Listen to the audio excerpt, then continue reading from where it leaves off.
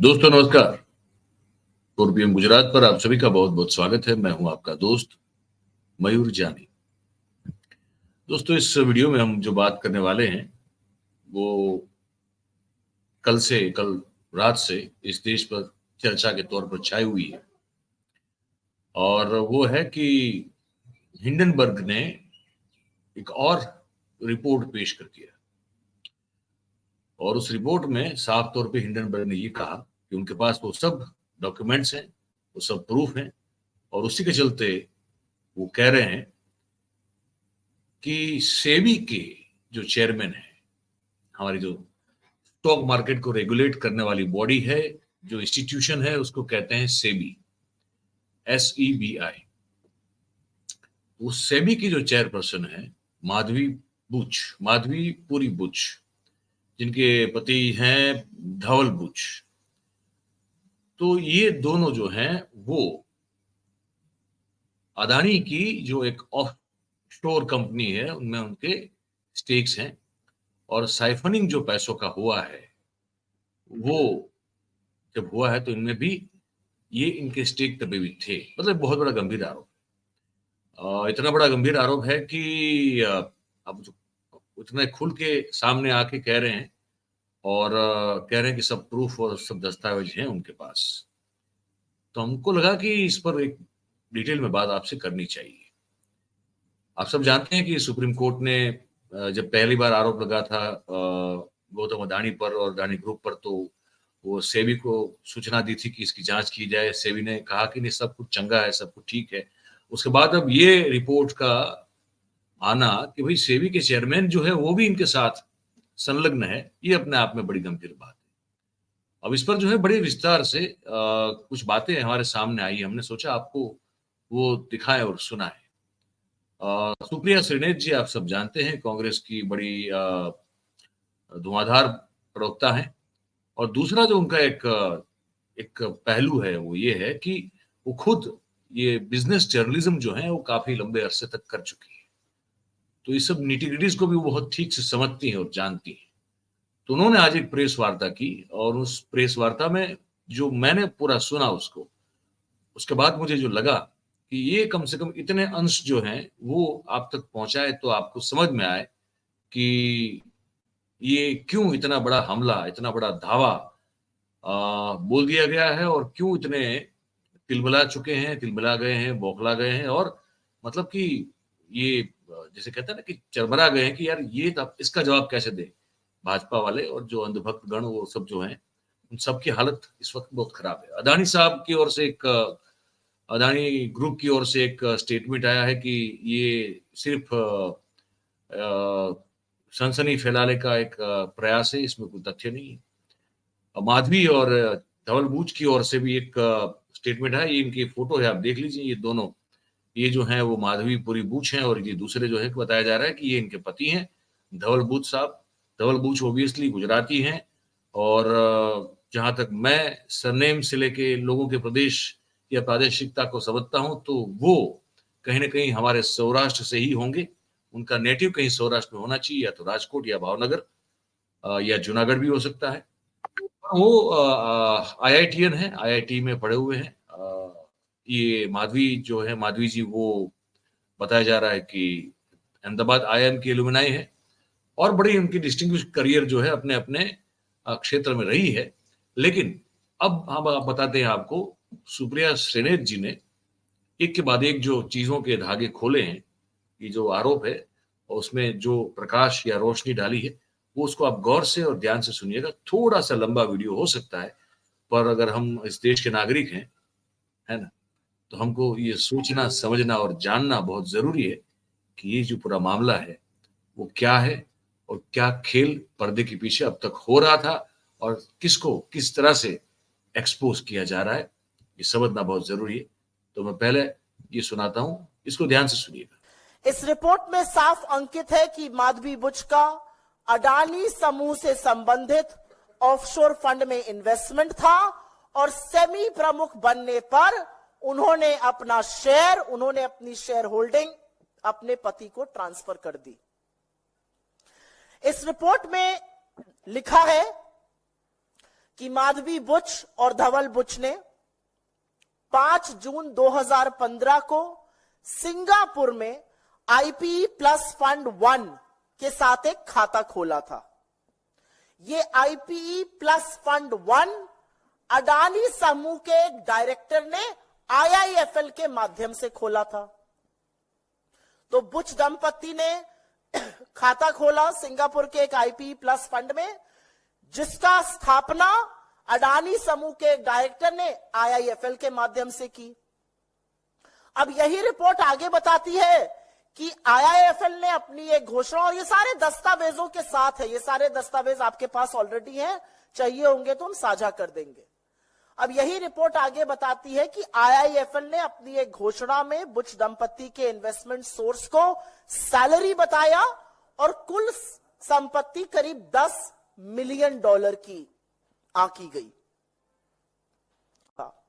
अब दूसरे अहम किरदार की बात कर लेते हैं और वो है ब्लैकस्टोन। एक रीट्स नाम की चीज होती है जो इन्वेस्टमेंट का प्लेटफॉर्म है, एक जैसे म्यूचुअल फंड होता है, पोर्टफोलियो मैनेजमेंट सर्विस होता है, वैसे ही एक रीट्स है, रियल एस्टेट इन्वेस्टमेंट ट्रस्ट। इसकी बहुत पैरवी आजकल सेबी करता है। माधवीपुरी बुच जी ने तो सार्वजनिक रूप से इसको अपना फेवरेट इन्वेस्टमेंट इंस्ट्रूमेंट भी बताया है, इन्वेस्टमेंट ऑफ द फ्यूचर भी बताया है। हिंडनबर्ग रिपोर्ट के मुताबिक सेबी चीफ पर उन्होंने ब्लैकस्टोन जैसी कंपनियों को रेगुलेटरी मतलब नियम कानून बनाकर फेवर देने के आरोप लगाए हैं। उनका कहना है कि सेबी चेयरपर्सन रहते हुए माधवीपुरी बुच जी के पति धवल बुच ब्लैकस्टोन के सीनियर एडवाइजर बन गए, वरिष्ठ सलाहकार वो नियुक्त हो गए ब्लैकस्टोन के, और ब्लैकस्टोन रीट्स का एक बड़ा प्लेयर है इंडिया में। एक बात यह भी बता दूं कि इनके पति इससे पहले रियल एस्टेट में कभी इन्वॉल्व नहीं थे, कैपिटल मार्केट्स में उनका इन्वॉल्वमेंट बहुत सीमित था। हिंडनबर्ग का आरोप है कि रेगुलेटरी बदलाव, नियम कानून ऐसे बदले गए जिससे कि सारा का सारा फायदा रीट्स को हो रहा था, और रीट्स में सबसे बड़ा प्लेयर ब्लैकस्टोन था, और ब्लैकस्टोन में माधवी बुच जी के पति धवल बुच जी सीनियर सलाहकार वरिष्ठ एडवाइजर थे। जैसा कि मैंने कहा वो रीट्स की बहुत बड़ी पक्षधर है। एक कॉन्फ्रेंस में उन्होंने रीट्स को फ्यूचर का फेवरेट प्रोडक्ट बताया था, निवेशकों को कहा था इस फ्यूचर के फेवरेट प्रोडक्ट को आप देखिए, ये बहुत कारगर है। हिंडनबर्ग का आरोप है कि क्या माधवीपुरी बुच जी ने ये सब कहते हुए ये जिक्र किया था कि उनके पति ब्लैकस्टोन से संबंधित है, जो रीट्स का सबसे बड़ा खिलाड़ी है। और एक बात आपकी जानकारी के लिए बता दूं, 2 दिन पहले जब सरसरी तौर पर यह चर्चा हो रही थी कि हिंडनबर्ग रिसर्च की एक और खुलासे वाली रिपोर्ट आने वाली है, ब्लैकस्टोन ने एक बड़ा कदम उठाया। उन्होंने नेक्सस सिलेक्ट ट्रस्ट में 33 करोड़ यूनिट 4,550 करोड़ में बेच दिए। आपदा से पहले ही यहां फायदा बनाया जा रहा था, सवाल यह भी उठेगा।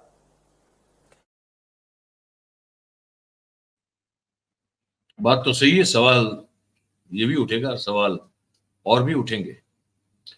कुछ सवालों की सूची जो है अब अगले जो आप सुनेंगे, अगले दिन के जो बाइट में स्टेटमेंट में, उसमें सुप्रिया श्रीनाथ जी ने कुछ स्पेसिफिक क्वेश्चंस, चुने हुए सवाल जो है उसमें वो पूछे हैं कि अगर सेबी की जो चेयरमैन साहिबा हैं, चेयरपर्सन है, वो अगर कहती हैं कि सब कुछ ठीक ही है, वो कहीं वो गलत काम नहीं की, ना उनके पति ने किया, ना उनकी कोई संबंध है अडानी जी से, तो कुछ सवालों के जवाब होते हैं। तो वो जो सवाल है वो सवाल कुछ यूं है, ये भी बहुत गौर से इसको देखिएगा, सुनिएगा। बहुत जरूरी सवाल है। सवाल सबसे पहले सेबी चीफ माधवी बुच जी से है। पहला सवाल यह है कि क्या आपने 2015 में ग्लोबल डेवलपमेंट अपॉर्चुनिटी फंड का हिस्सा बनकर आईपीई प्लस फंड 1 में निवेश किया था, जो गौतम अडानी के भाई विनोद अडानी से भी संबंधित है। दूसरा सवाल, जब आप सेबी की पूर्णकालिक सदस्य थी तो क्या आपने आईपीई प्लस में अपने निवेश को, अपनी शेयर होल्डिंग को सेबी के सामने उसका खुलासा किया था, उसका डिस्क्लोजर किया था या नहीं किया था? क्या आप यह बता पाएंगी कि अडानी एंटरप्राइजेज और उनके पूर्व निर्देशक Anil Ahuja IPE plus fund से किस तरह से संबंधित थे? उन्होंने आईआईएफएल के साथ इस फंड की स्थापना कैसे की थी? क्या आप यह बता पाएंगी कि जब आप सेबी की पूर्णकालिक निदेशक थी तो क्या आपने सिंगापुर में एगोरा पार्टनर्स या भारत में एगोरा पार्टनर्स में हिस्सेदारी, शेयर आपके थे या नहीं थे? क्या आपने इसका डिस्क्लोजर सेबी को किया था?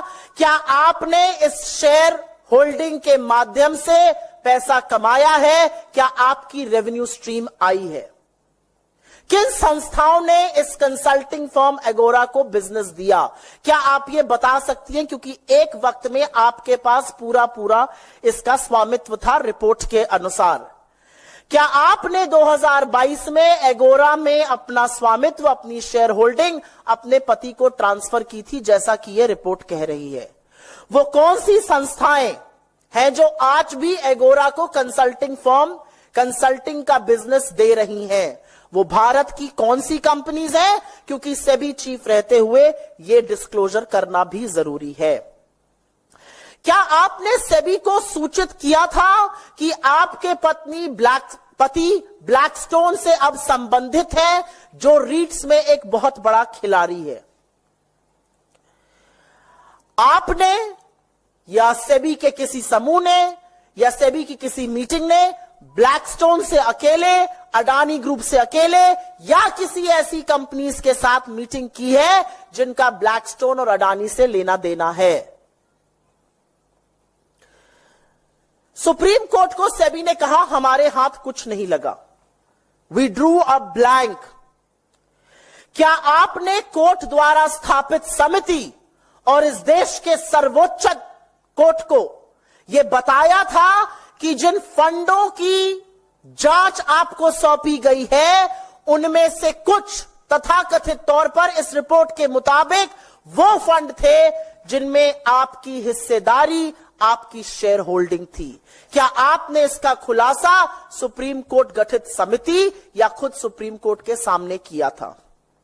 और एक सबसे बड़ा सवाल, अगर ऐसा था, अगर आपकी शेयर होल्डिंग थी, और उनका स्टेटमेंट कहता है मेरी शेयर होल्डिंग थी जो मैंने ट्रांसफर कर दी थी, तो आपने अपने आप को इस जांच से क्यों नहीं रिक्यूज किया? Caesar's wife has to be above suspicion. आप कैसे उन फंड की जांच करती रही, अगर करती रही, जिनमें आपका कभी निवेश था, आपके पति उसे संलग्न है? यह कैसे हो सकता है? आपने अपने आप को इस जांच से अलग क्यों नहीं किया, अगर नहीं किया? और क्या इतने गंभीर आरोपों से घिरे रहने के बाद आप सेबी के पद पर, सेबी के सर्वोच्च पद पर, इस देश की शेयर मार्केट की रेगुलेटर बनी रह सकती है, या आपको तत्काल प्रभाव से बर्खास्त कर देना चाहिए? यह सवाल सेबी चीफ से। ये सब सवाल बड़े वाजिब हैं, बहुत ही जरूरी है, पर क्या लगता है आपको इसका जवाब मिलेगा? कोई देगा जवाब क्या?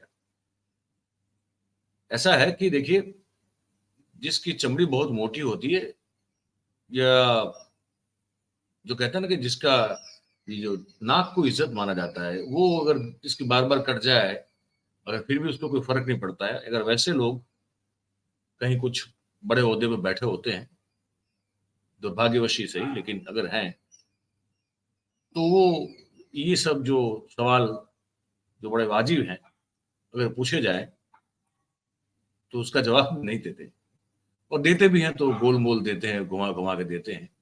सीधे सवाल का सीधा जवाब उनसे उम्मीद रखना बड़ी बेवकूफी वाली बात होती है। लेकिन क्योंकि इस देश इस देश की ये पूरी व्यवस्था को लेकर एक सवाल खड़ा हुआ है। ये कोई छोटा मोटा नेक्सस नहीं है। ये जो आरोप लग रहे हैं, अगर ये आरोप सच है या उसमें से थोड़ा बहुत भी कुछ सच है, ये बहुत गंभीर और हम सबको, हालांकि भले ही टेक्निकल चीजें हैं बहुत सारी, आम आदमी को इस देश के का कुछ पता नहीं चलेगा, लेकिन मैं यकीन के साथ आपको बताता हूँ कि सबको जो है वो स्पर्श करे और सबके साथ जुड़े हुए ये सवाल है। तो इस बात को उठाना बहुत जरूरी था। एक बात और कही सुप्रिया जी ने, ये भी जो है मैं आपको सुना देता हूँ, आप इसको देखिए और सुनिएगा। कि इस पूरे खुलासे ने सेबी चीफ, इस देश की सरकार और इस देश के प्रधानमंत्री नरेंद्र मोदी की इंटेग्रिटी को तार तार करके रख दिया है। उनकी कोई इंटेग्रिटी नहीं बची है। उनकी साख, उनकी प्रतिष्ठा, उनकी कर्तव्यनिष्ठा पर जबरदस्त सवाल है। वो कटघरे के घेरे में आज खड़े हुए हैं और ये पूरा समझ में आता है कि परम मित्र को बचाने के लिए बड़ी साजिश रची गई है। यहां दाल में काला नहीं है, यहां पूरी की पूरी दाल ही काली है। और इससे पहले कि बीजेपी, और वो कर रही है, नाम अडानी का आ रहा है, नाम सेबी का आ रहा है, नाम माधवी बुच का आ रहा है, नाम ब्लैकस्टोन का आ रहा है। बीजेपी को क्या तकलीफ है? वो काहे दंगल में, अखाड़े में उतरकर बचाव पे आ गए? ये कौन सा तिनका है? क्योंकि दाढ़ी में तिनका तो है और उसका खुलासा भी हम करेंगे। तो इससे पहले कि बीजेपी कहे कि हिंडनबर्ग रिसर्च जो है वो देश विरोधी है, वो अंतर्राष्ट्रीय साजिश रच रही है देश के खिलाफ, यहां पर बताना जरूरी है कि लोकतंत्र में सरकार को जवाबदेह बनाने के लिए, ईमानदार बनाने के लिए और सुनिश्चित करने के लिए कि देश के कानून का पालन हो, इसके लिए विपक्ष प्रतिबद्ध है।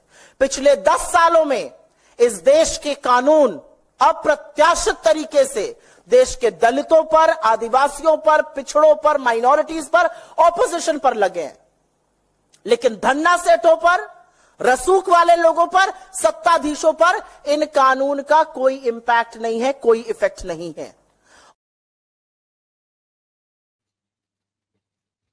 तो बस ये आपको आप तक पहुंचाना था। ये पूरा जो बहुत ही डिटेल्ड और रिसर्च के साथ रखा गया जो पूरा एक आरोपों का एक, जिसे कहते हैं ना, पिटोरा है, पिटारा कहें इसको या तो जो कहें, लेकिन बहुत संगीन, बहुत गजब। अब सवाल ये भी बनता है कि क्या सुप्रीम कोर्ट इस बात का स्वतः संज्ञान लेकर कोई एसआईटी बनाएगा या कोई इस तरह की जांच शुरू करवाएगा? हमको नहीं पता, किसी को नहीं पता, लेकिन होना चाहिए, जरूरी है बहुत। और मैं बहुत सारे और भी जो है अर्थशास्त्री हैं देश के, उनको ये कार्यक्रम रिकॉर्ड में जब कर रहा हूं, उससे मैंने पहले कुछ मतलब पूरी तरह से जानने समझने की कोशिश की। जो विद्वान इकोनॉमिस्ट हैं इस देश के और इस पूरी चीज को अच्छी तरह से जानते हैं, समझते हैं, उनसे ज्यादातर लोगों की जो बात थी वो ये थी कि अगर ये गलत है, अगर आरोप गलत है, तो पहले जब धमकी दी थी गौतम अडानी साहब ने कि हम इसको इंटरनेशनल कोर्ट में लेके जाएंगे या सू करेंगे, क्यों नहीं किया? अभी कर दें, क्या फर्क पड़ता है?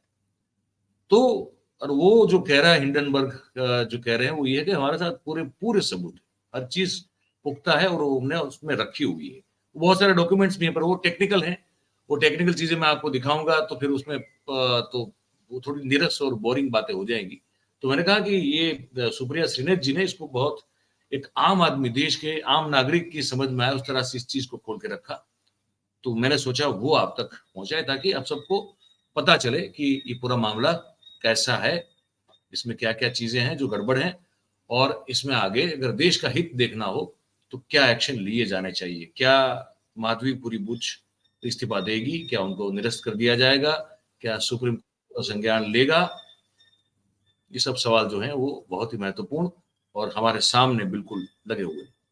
देखते हैं इनका जवाब हम आने वाले दिनों में कब मिलता है, या मिलता है कि नहीं, ये भी देखना होगा।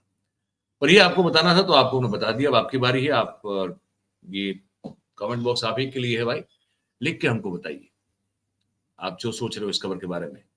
और अगर आपको अच्छी लगी खबर तो फिर इस खबर को, इस वीडियो को लाइक कीजिए, इस वीडियो की लिंक जो है उसको आप हो सके उतना शेयर कीजिए और हमारा जो चैनल है 4 PM गुजरात, उसे आप सब्सक्राइब करें और अपने आसपास के लोगों से करवाएं। बहुत बहुत धन्यवाद करेंगे आप सभी का हमारे साथ इस कार्यक्रम में जुड़ने के लिए। Thank you very much. नमस्कार।